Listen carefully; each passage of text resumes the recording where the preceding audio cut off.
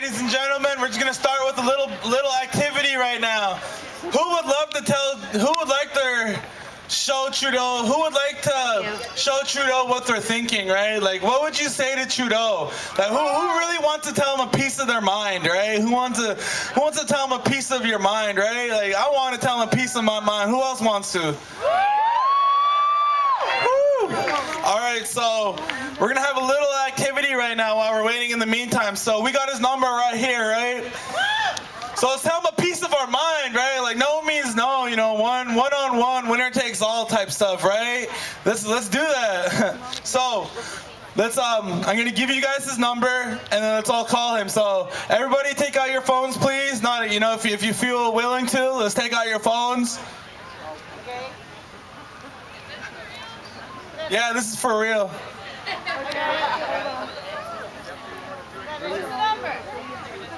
All right, y'all ready? Oh, okay. Someone said no.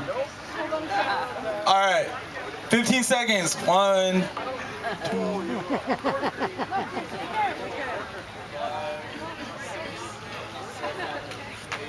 Okay. All right, y'all ready? Yeah. All right, so his number, I'll repeat it, right? His number is 613-992-4211. I'm gonna say it again. 613-992-4211. Did everyone get it? Yeah. It's busy. All right. Tell him what's up. Pardon me, I'm filming a live stream right now, so you can say hi to everybody up here on the internet. OCM. My name is Ronnie Dean Harris, aka Oz12, aka Malithuk. My family's come from Stalo, Stadlium, and Inklakapuk territories. My ancestral name, Malithuk, comes from Yale, and my 3 times great-grandfather was Chief Coquitlam, where the town of Coquitlam gets its name from. So if you live there, you're welcome. We can talk about that later. I just want to say to all the good people here, to our respected elders over here in our respected elders tent, to all our leaders here, to Auntie Amy George for leading the way here and being an inspiration, to Will George, the George family, and to all the supporters who came out here today in kayaks and canoes, in rafts and boats, and those of you who stood here on the shores and supported. In my heart, my hands are up to you right now because my hands are full here. I just want to say that it's a good time for us all to come together. There are people standing up around the world as we see, not just here in British Columbia, not just here, to our dear sister who was arrested today, Kanahus, up at the park there in Secwepemc territory, the Tiny House Warriors, who will be looking for your support, is in custody right now, as I just got message while we were going through this. To our people across Canada in Regina and Saskatoon who have camps out there standing up for their rights, for the people in the States fighting for the rights of their children, even in London, England, they stood up yesterday against Donald Trump by the thousands.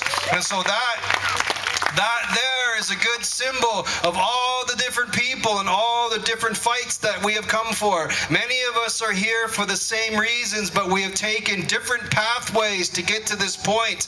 And the end of where we're going is different pathways away, but we're all paddling in the same direction. And so the visions that you saw today of these canoes paddling together should be a message to your heart of the way that we must move forward, like a canoe, paddling and coming together as a people, as a community of communities. We rest on the back of this turtle island, and each of us coming from different locations and regions and understandings, social groupings and ideologies represent plates on this turtle shell that interlock and interactivate with each other. And so it's these kind of gatherings, face to face, talking to the people next to you, getting to know people face to face outside side of the social media is how we will grow this movement forward, all taking our strengths and our powers and our sacred gifts together into us and moving them forward, becoming proficient in our sacred gifts from the Creator and passing them forward to the next generation is how we're going to grow forward. Each and every one of us has been given a role in this long work of achieving and recognizing Indigenous title and rights here in British Columbia. The British Columbian land question exists because they tried to repatriate a constitution in the 1980s and were unsuccessful in removing Indigenous title and rights. In the 1980s, our elders went to bat and created something called the Constitution Express, which traveled from British Columbia out to Ottawa and lobbied for Section 35 to be put in the Constitution.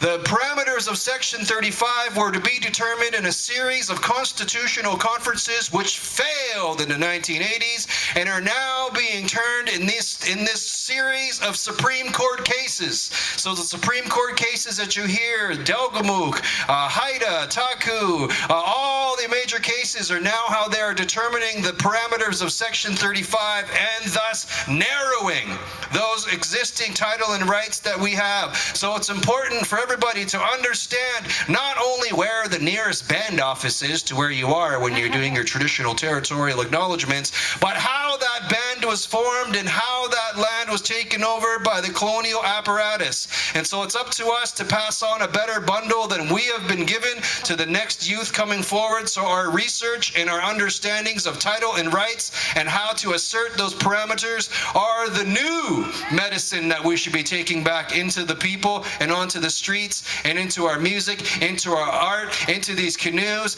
back into the hoods, barrios, ghettos, streets, wherever you're living, wherever you are. So I want to thank everybody for coming out and supporting, and to all the good people doing a lot of frontline stuff like hanging off of bridges, standing in front of trucks, handcuffing themselves to fences and gates, and all the dangerous things. To all the good leaders, to all our leaders going to bat, stepping up against the colonial apparatus. Thank you, thank you, thank you, and we'll see you.